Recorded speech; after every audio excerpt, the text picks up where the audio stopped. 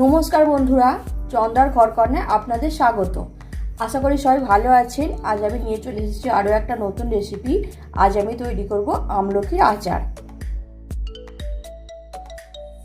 আমলকির আচার বানানোর জন্য আমলকিগুলো ভালো করে জল দিয়ে ধুয়ে শুকনো করে নিয়েছি। আর লাগছে 5 ফোড়ন আর শুকনো লঙ্কা আর গুড় নিয়েছি।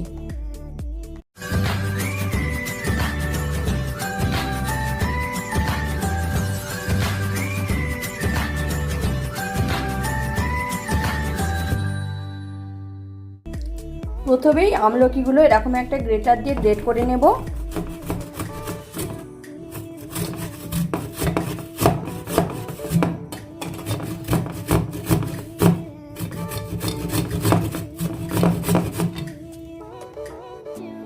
এর আমলকির ভিতরে একটা বীজ আছে, সেই বীজটা কিন্তু গ্রেট করব না, বীজটা ফেলে দেব।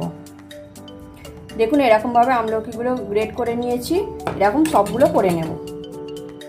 সব আমলকিগুলো এইভাবে গ্রেট করে নিয়েছি।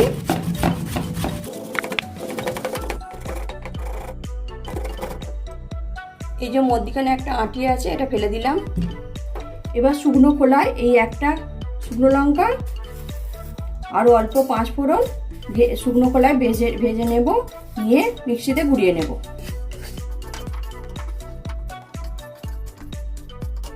এই কড়াইতে একটু সরষের তেল দিলাম, অল্প 1 চামচের মতো সরষের তেল দিলাম, দিয়ে অল্প একটু শুকনো লঙ্কা আর 5 ফোড়ন দিলাম। ফোড়নটা হয়ে গেছে, এবার আমি আমলকিটা দিয়ে দিলাম। দিয়ে ফোড়নটার সাথে ভালোভাবে মিশিয়ে নিতে হবে।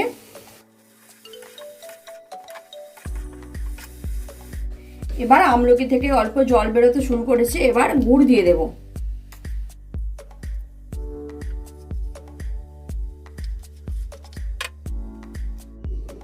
এবার 2-3 মিনিট পর ঢাকাটা খুললাম।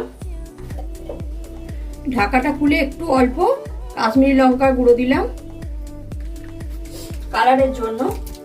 1/2 চামচের মতো গোলমরিচের গুঁড়ো দিলাম আর 1/2 চামচের মতো আমচুর পাউডার দিলাম। দিয়ে এগুলো ভালোভাবে একটু মিশিয়ে নিতে হবে। এরকম নতুন নতুন রেসিপি পেতে আমার চ্যানেলটিকে সাবস্ক্রাইব করে নেবেন আর ফেসবুক থেকে দেখলে পেজটিকে ফলো করে রাখবেন। এখনো জল আছে, জলটা শুকনো হওয়া পর্যন্ত আবার একবার চাপা দিয়ে দেব। এবার ঢাকাটা খুলছি।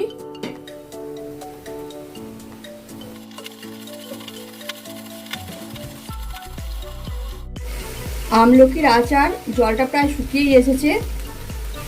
শীতের রোদ্দুরে এরকম একটু আচার হলে জমে যাবে। আচারটা আমলকির আচার একদম রেডি হয়ে গেছে। এবার আমি ওই 5 ফোড়ন আর শুকনো লঙ্কার গুঁড়োটা করে রেখেছিলাম, ওটা একটু দিয়ে দিলাম ওপর থেকে। এবার মিশিয়ে নিচ্ছি।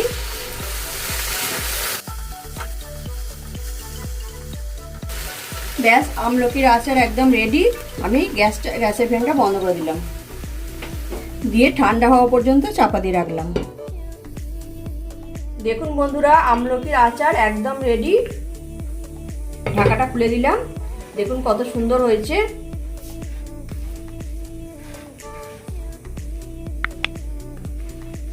এরকম ভাবে আপনারা বাড়িতে অবশ্যই একবার ট্রাই করে দেখবেন, দারুণ সুন্দর খেতে হয়। তাহলে আজকের ভিডিওটি এই পর্যন্ত। দেখা হবে পরের ভিডিওতে। ভিডিওটি শেষ পর্যন্ত দেখার জন্য ধন্যবাদ।